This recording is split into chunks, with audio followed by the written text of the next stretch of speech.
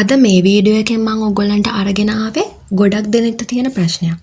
පැය 18ක් 15ක් අතර පාඩම් කරන්න ඕනේ. හැමෝම කියනවා හොඳ රිසල්ට් එකකට යන්න වැඩි වේලාවක් පාඩම් කරන්න කියලා. හැබැයි මට අවධානය දීලා එක වැඩේ එක දිගට කරන්නත් බෑ.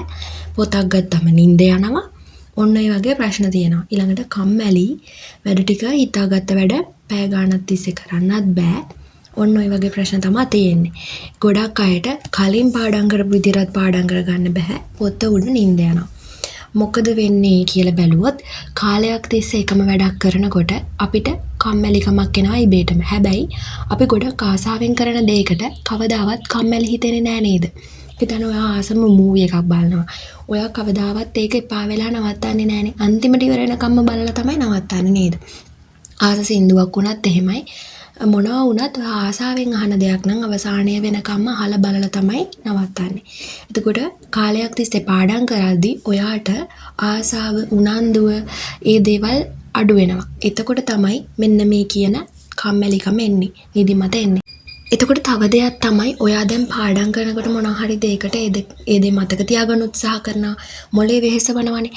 එතකොට අපි හිතන්නකෝ කාලයක් තිස්සේ මොකක් හරි මැෂින් එකක් පාවිච්චි කරනකොට ඔයා හිතන්නකෝ ගෙදර තියෙන වාහනයක් කියලා. ඒක දීර්ඝ කාලීනව පාවිච්චි කරනකොට ඒ වාහනේ උනත් ගෙවෙනවා. ඒ වගේ තමයි මොලයත් වැඩ කරලා මොලේ වෙහෙසටපත් වුණාට පස්සේ මතක ශක්තිය අඩු වෙනවා, කම්මැලි වෙනවා. මොලේටත් ඒ කියන්නේ එපා වීමක් වෙනවා. හැබැයි මේක අපිට නවත්තන්න පුළුවන්. ඒ කොහොමද කියලා දන්නවද? ඔයා ආස දෙයක් දැන් පාඩම් කරලා ඉවර වෙලා විනාඩි 45ක් විතර පාඩම් කරාට පස්සේ ඔයා ආස දෙයක් කරනවා. ඔයා ආස සින්දුවක් අහනවා. ඔයා ආස පොඩි මොකක් හරි වැඩසටහනක් බලනවා. ඊළඟට තව ඔයාට පුළුවන් එළියට ගිහිල්ලා අහස දිහා වගේ ඇහැ රිලැක්ස් වෙන විදියට අහස දිහා බලාගෙන ඉන්න. පරිසරය දිහා බලාගෙන ඉන්න.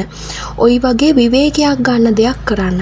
නැත්තම් එක දිගට එකම දේ කරද්දි තමයි ඔයාලට ওই නිදිමත කියන එක එන්නේ. ඊට පස්සේ උණු වතුර බොන්න. උණු වතුර බිව්වට පස්සේ මේ නිදිමත කියන එක නැති වෙනවා. කම්මැලිකම නවතිනවා. තව දෙයක් තමයි විෂය වෙනස් කරන්න පුළුවන්. ඔයා පාඩම් කර ඉන්න විෂයෙන් දැන් ඔන්න පැය 2-3ක් වැඩ කරාට පස්සේ ඒ විෂය මාරු කරලා තව විෂයක් පාඩම් කරන්න. දැන් ඒ ලෙවල් ළමයෙක්ට නම් සබ්ජෙක්ට් 3ක් තියෙනවනේ. එතකොට එක වෙලාවකට දැන් ඔයා බයෝ කියලා කියමුකෝ. බයෝ ගත්තා නම් ඊළඟ පාර කෙමිස්ට්‍රි. එහෙමම පැය 3න් 3ට වගේ සබ්ජෙක්ට් එක වෙනස් කරන්න. ඔන්න ඔය වගේ දේවල් මූලිකවම කරන්න පුළුවන්. එතකොට මේකෙදි පැය 15ක් 18ක් වැඩ කරනකොට ටයිම් ටේබල් එකක් හරි ගියේ නැති කෙනෙක්ට මේකේ මගේ වීඩියෝ එකක් තියෙනවා පැය 18ක් කොහොමද හරියටම වැඩ කරන්න කියලා. ඒ වීඩියෝ එකත් බලන්න. ඒ ක්‍රමයට වැඩ කරොත් ඔයාලට අනිවාර්යයෙන්ම පැය 15ක් 18ක් සාර්ථකව ඵලදායී විදියට වැඩ කරන්න පුළුවන් වේවි. එහෙනම් එක්සෑම් එකට වෙහෙසෙන ඔයාට good luck.